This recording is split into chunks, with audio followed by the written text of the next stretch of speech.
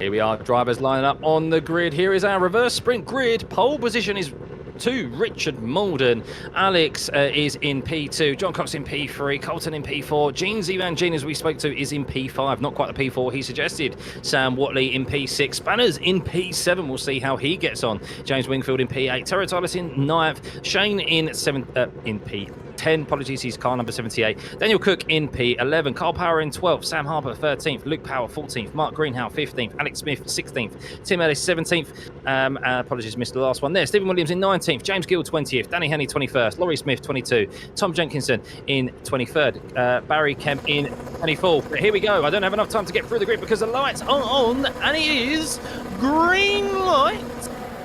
Away we go here as we head down to the first corner at Okayama for the second time this evening. How will they all fare? As it seems that Richard Malden has got a clean getaway there down into turn one. He'll be loving that right now, and it seems that the drivers are very spaced out and very clean as they head through the first corner, and it seems that they've all learned from the first lap, from the first corner, from the main race earlier on, and left each other plenty of room. But Richard Malden will be absolutely loving it in the moment, looking at his rearview mirrors, that gap back to Alex in P2. John Cox is in P3, and how are their exits there? As we can see there, Gene Van is up into P4 already, and he's looking to capitalise and get into the podium position of P3 as he's in the slipstream of John Cox, the driver that he got stuck behind earlier on in the main race. As John Cox is going defensive there, and Alex Van Gene has to try and do the cut, but there is this contact between Sam Watley and who is that dropping through the field? Colton Myers, unfortunately, dropping through the field there as he spun around, and unfortunately that is a terrible place to have contact and have lose so many positions. You can see there, thankfully he moved out of the way as Carl Power, unfortunately Carl Power has been collected there. There is a couple of drivers, someone thankfully had the foresight to stamp on their brakes and avoid contact, but Carl Power turned around there, unfortunately for him. Luke Power also has been a victim of that as he's down in 31st position at this moment in time. So a lot of drivers who have got caught up in that. Colton Myers, big loser though overall with that contact, and spun around there. But it is Richard Malden leading at the end of the first lap from Alex in just by under a second there, but Alex a good exit through turn one. We'll see if Malden is able to hold on to this. Our race control for this race, maybe there is we'll see if there's a steward's inquiry afterwards if he leads this race from start to finish in a much more suitable livery than last time around. In the Missed Apex Championship he leads, but he is being closed down upon by Alex in P2. John Cox is in P3. He is being closed down by Alex Van Gene. He defended valiantly into this very corner turn 5 as we go on board with him, and you can see there that the bit of a later apex, and you can see that gravel that has been displaced onto the racing surface there from that incident that we saw a replay of. Many drivers caught up in that, and that will affect their braking and the level of grip through those tight corners, which they so desperately need. But Jeansy here trying to hit those apexes and focus on the level of grip to close in there. You can see it visibly, that gap closing down onto into John, and we'll see if he fares much better this time around in the sprint race than he did last time in the main races. We see a puff of gravel thrown up there from Alex as he's trying to close down the gap, and he is closing down the gap on Richard. As you can see there, he's moving out, trying to unsettle Richard there as they head into turn one. Bit too far back for a move, as we can see that John Cox has a bit of understeer and misses the apex of turn one. That's allowed Alex to close up. It's all about trying to focus on the exit here and utilise that slipstream through turn 4 with this fixed setup. Is Alex able to get late on the brakes here and try and unsettle John as they head down into turn 5? And well, he has done. Turn 4. He's been able to unsettle John here, and you can see he's tucked up behind the slipstream. John on the suboptimal line there and exit, but will Jeansy have enough in the slipstream here to try and be late on the brakes? In the background you can see Taro Tyler is looking to capitalise there, as look who has made his way up into P6, ladies and gentlemen. Danny Henney, who started 21st, capitalising on the carnage there at the start, is up into P6 after starting 21st, but a great move from Alex Van Gene, who is up into P3 now to podium positions. But wow, a dejected Danny Henney we spoke to after the main race had finished with that stop-go penalty after crossing the pit entry line. And well, he is in P6, just missing out on sprint pole position by one place. that is a brilliant start from him. I'd love to see his race start from his view to see exactly how he made up so many positions. Alex Smith also in P7. He's made up a few positions. James Gill is in 8th place at the moment, as is Dobertsberger in P9. Greg is in P10. So those drivers who finished at the front did make up plenty of positions as they come across a lap car of those who had to take that fast repair to get back out there and racing. And thankfully, we still have 32 participants out on track at the moment who are still enjoying themselves. As Alex did close, as Greg Gomez, as you can see from the additions of how many positions they've gained, Greg Gomez has gained 20 positions on these opening laps. That is absolutely obscene, as Matthew Brittle sets the fastest lap of the race at 21.991. 20 laps on the first lap, on the first couple of laps. That is brilliant driving from Greg, and you can see that Danny Henney not far behind as well. Well, actually, he's ahead of Danny, but ahead of Greg, but far behind in places gained, as he's also made up 15 positions there. So unbelievable driving from those two. James Gill also making up 12 positions as well. Our race winner from the main race, as Jeansy has got himself up into P2.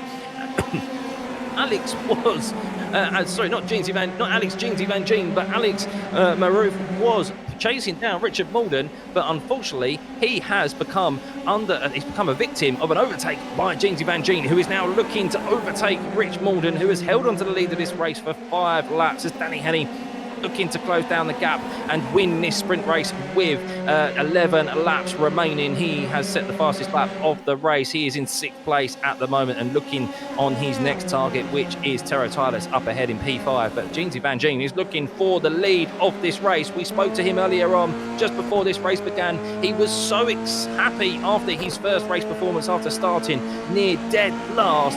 And well, he has an opportunity to take the lead of this sprint race at the moment on the inside of Rich Malden. It's going to be who's the last of the late breakers. Will they leave room? Rich leaves plenty of room, but has he left too much room and left the door open for Alex Maroof behind?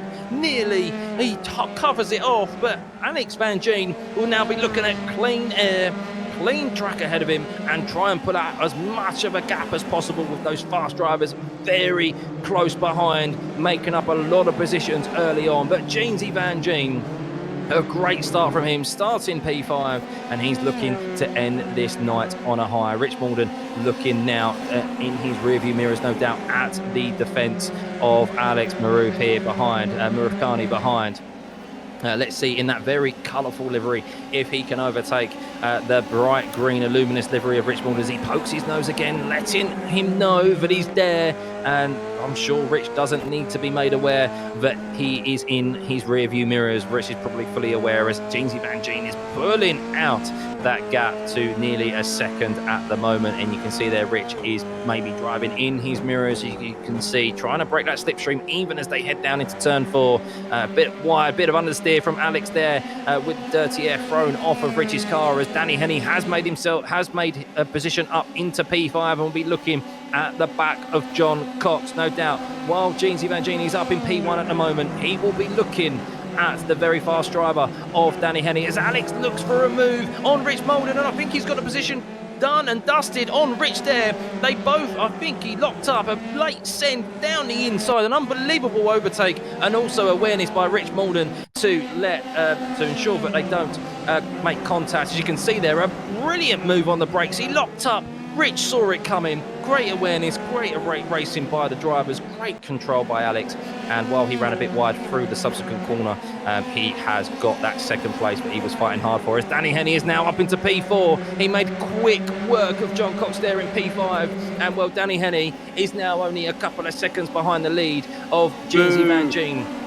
Danny Henney in P4 looking to recover. Unfortunately, what was a poor race for him, a poor result, not a poor race, but a poor result for him in the main race earlier on. As you can see, Rich getting a bit out of sorts into the gravel. He's on the suboptimal line, on board with Danny now, and no doubt he'll be looking to be late on the brakes and send it down the inside of Rich. And yes, he does. But Rich needs to be careful. As we can see in the background, Smithy has locked up there as he goes side-by-side. And there's a spinner in the background. And who is that that's gone round? It's John Cox who's gone round there. Alex Smith has been collected as well, unfortunately, as he was also making up positions. So few drivers there losing important positions in the points. And well, they've dropped now down back towards the back of this grid. Lots of incidents here, as we predicted there would be. And you need to keep it clean in these sprint reverse grids.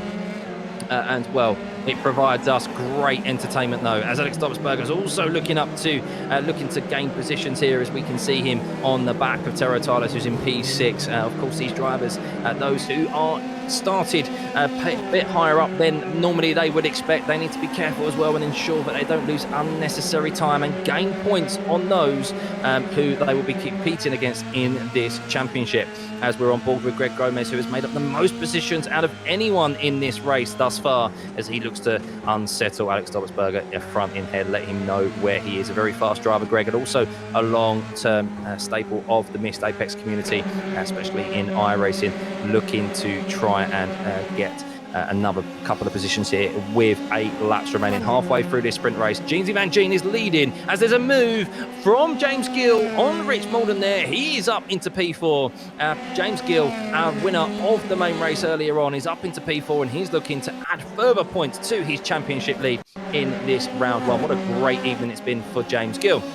Replay here, Rich Malden, great awareness from him, knowing where, picking his battles wisely here. Rich Malden, who started on sprint pole, and it seems that he is backing up the pack at the moment, but he is picking his battles wisely and knowing that there are still plenty of points on offer for him. But it is Jeansy Van Gien, who is 1.3 seconds ahead of Danny Henney, who did get past Alex Marafagani there in that replay. So Jeansy Van Gien will be looking at the rearview mirror. The long-term friends, Jeansy and Danny Henney, and Danny, we know, is driving angry after that main race result.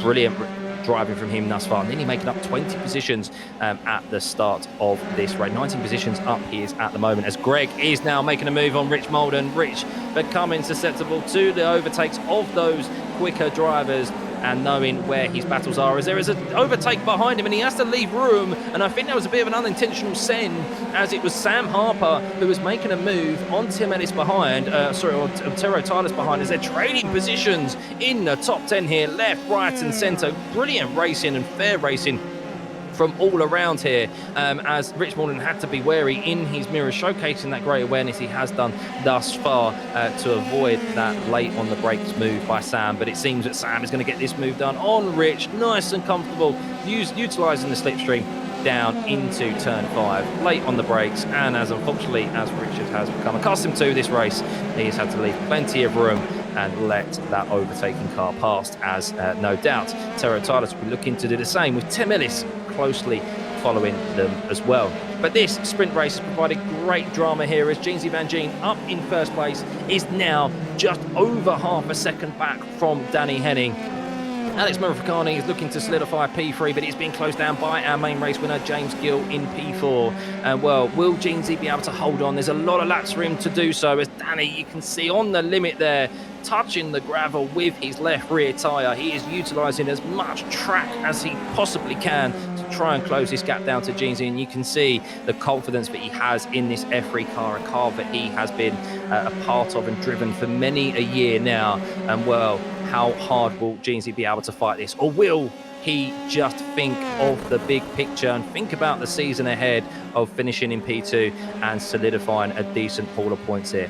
Knowing Jeansy, he will want to win this. They're racers after all. But at the moment, Danny does seem to be in the ascendancy with 6 laps remaining. As we can see, drivers in the slipstream. James Gill looking to try and overtake Alex Marafagani here, who is in P3. He has been in the top 3 this whole race, but he locks up into turn 5. James Gill tries to get the cutback, and he's unsettling Alex at the moment, as Alex runs very wide and is into the gravel, and that allows James Gill to say thank you very much through the inside, and Alex does regain control and join safely behind James, but that will leave him with some dirty tyres and susceptible to an attack from Alex Dobsberger behind, who is looking to continue this fight for the podium positions. You can see the rear view, the rear of the car there of Alex Marafagani's dirty tyres with those dirty tyres squirreling about. But as we go to the top there, Danny Henny is fully within the rear, under the rear wing of Jingsy Van Gien. He's under a 10th back from Jingsy Van Gien. Is he going to be able to overtake him? Oh, they're side by side as they head through turn one. He forced Jingsy into a defence. He's unsettled them, but you can see Danny Henny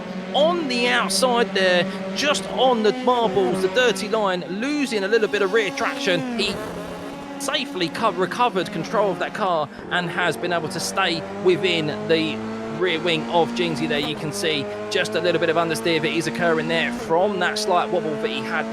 This F3 car very susceptible to temperatures. Little slides do cost you grip in the subsequent corners, but you can see there, is he going to go for a late move? He does, late on the brakes. Jingsy lets him have it. Is he going to try to cut back? He tries to, but Danny covers it off. And Danny Henny, who started 21st, he was upset after the main race with that pit stop penalty. He is now up into first place, and well, this will be a better ending to his night than he was expecting. James Gill is in P3. He's also looking to close down on Jingsy Van Gien as well. Jingsy may be not fighting that as hard as I would have expected, but maybe thinking of the bigger picture, as we can see the dust lifted up there into the air as these drivers, as we mentioned, are on the track limits here, trying to utilise the exit as much as possible. Greg Gomez also doing the same, trying to get involved with this battle up ahead as Alex Murafakani comes under attack from Alex Dobbersberger on the inside. Alex Dobbersberger, does he have enough? It's a very unique first corner. It's always goal, almost lost control, Alex Murafakani, and because of that, he's lost 2 positions to Alex Dobbersberger and Greg Gomez, but very good car control nonetheless to maintain 5th place. That could have been very, very bad for him if he lost a nose. He makes contact with Greg. The balls on Alex Murafakani. Oh, he spun round. Who's that? Is that Greg or is that Alex Murafakani? I think that's Greg. Oh, we'll see whether or not that will go to the stewards. I do suspect it will, as we watch a replay here. He went on the inside. Greg saw it late.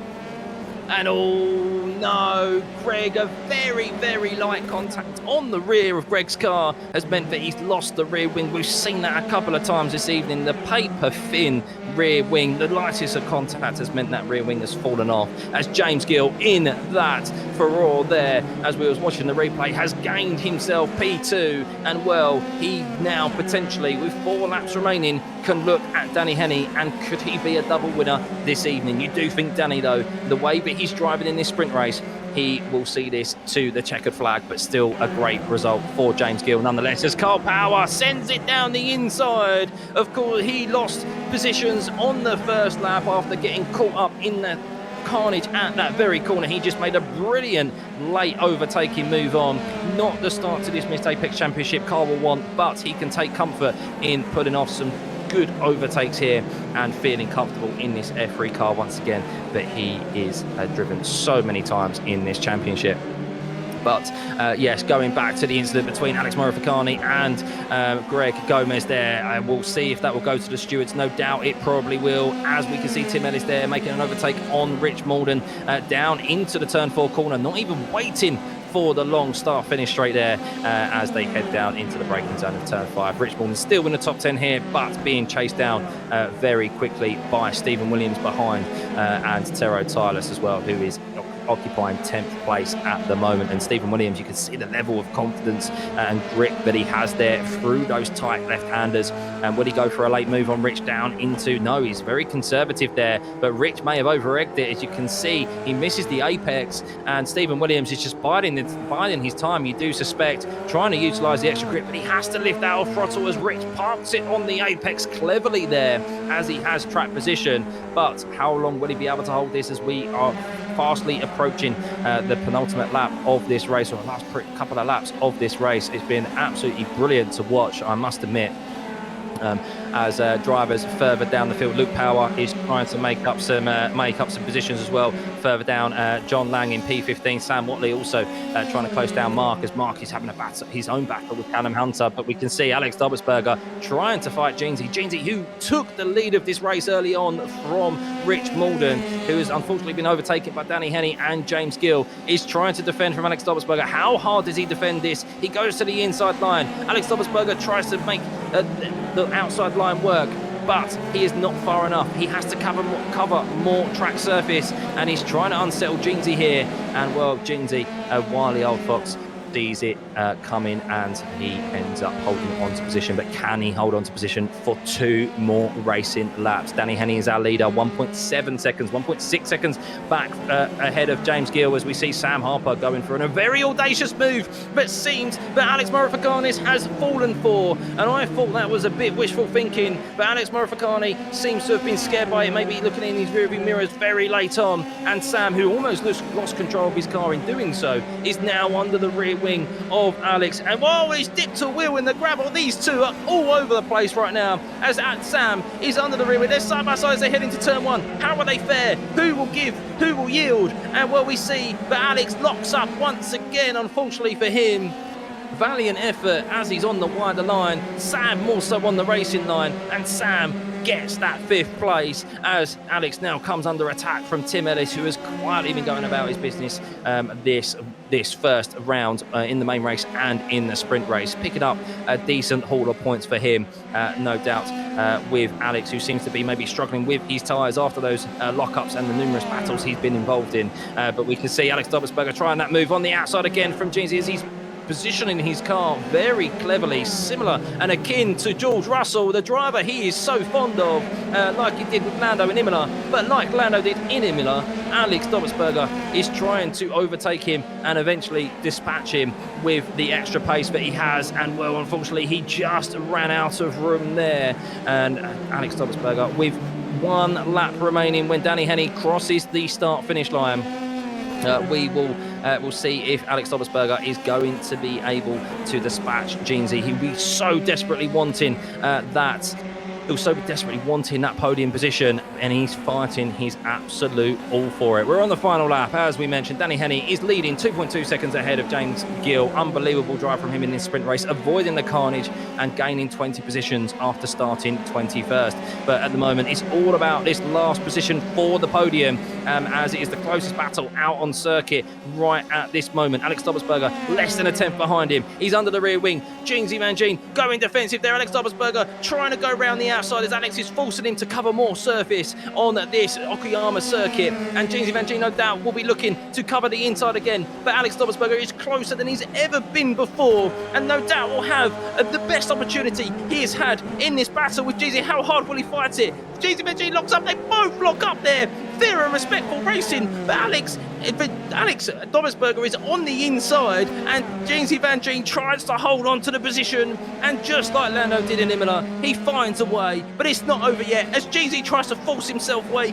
down the inside, but Dobbelsberger covers it off, and we'll still have 2 more corners remaining to see whether or not, as Jeansy sends it up the inside, they're side by side through the last couple of corners, and Jeansy Van Gene with unbelievable move there in the last corner. Last couple of corners, holds on to P3. What brilliant racing there as Danny Henny crosses the line and wins from 21st position. James Gill in P2, a first place and second place. But Jeansy Van Gene holds on with a great last lap battle with Alex Dobbelsberger. But let's have a chat with our sprint race winner.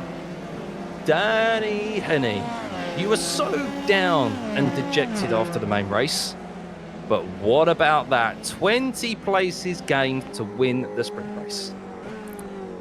Yeah, a bit of a surprise. I can be a bit like Max, though. If you get me upset, I can put in a bit of a performance. So I think it was I just drove angry. Just went for every gap I saw.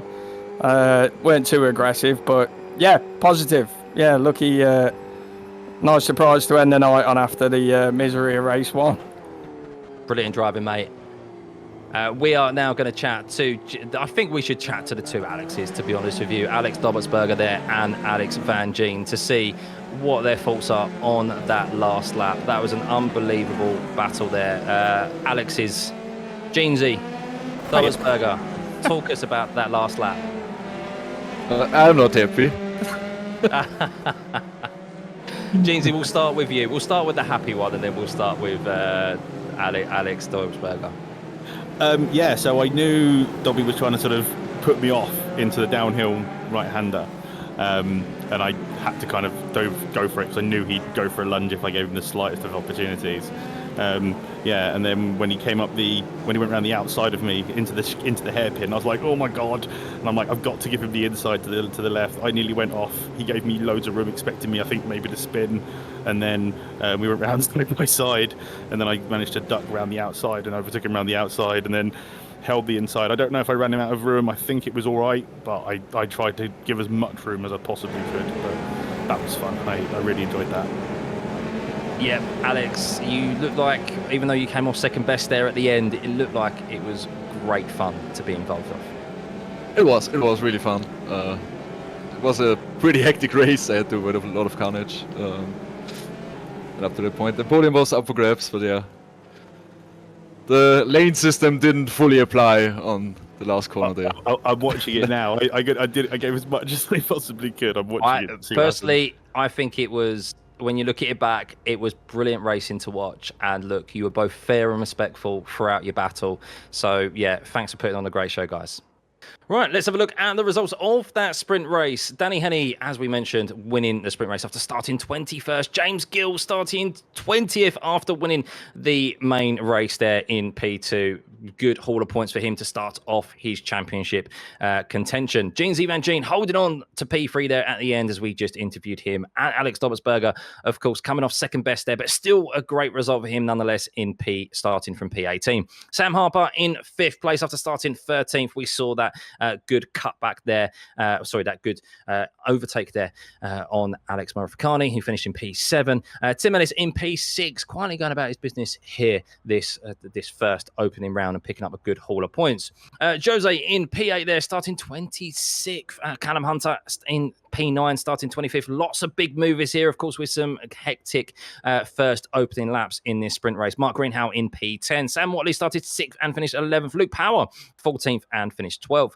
John Lang in 13th after starting 31st. A good haul of points there for him after starting at the back of the grid. Tom Jenkinson in 14th. Greg Gomez in 15th there, of course, had to recover from that spin. He started 30th. He had the most amount of positions gained early on in that race, but of course, with that late move from Alex Murafakani, but no doubt the stewards will probably have a look at. He came off second best. Stephen Williams in P19, Matt Strong in 20th. Rich Malden, who started on pole position, eventually finished 21st. So an incident occurred somewhere that unfortunately we were not privy to. Terratales also getting caught up in an incident in 22nd. Maybe it was those two who collided. Barry Kemp in 23rd, Matthew Brittle in 24th, Daniel Cook in 25th, Colton Myers 26th, John Cox, who started 3rd in 27th, Shane Cotter 28th, Adrian Clark 29th, Mike Stoner 30th, Stephen Taylor 31st, Laurie Smith 32nd. Spanners seems to have gone out and got caught up in that first lap carnage in 33rd, as did James Wingfield. And that is the final standings there of the sprint race of round 1 at Okayama for the Missed Apex F3 Challenge. What an evening it has been, guys. If that has set a precedent for the remainder of this season, I am so looking forward to bringing you the commentary on this. So yes, guys, as always, please hit that like and subscribe button. Remember to follow the Missed Apex podcast. And if you want to get involved in this, join the Missed Apex Discord. We will be doing plenty more races this season. I hope you guys have enjoyed it. And I've been your commentator, Scott Stuffy Tuffy, and we will see you for the next one.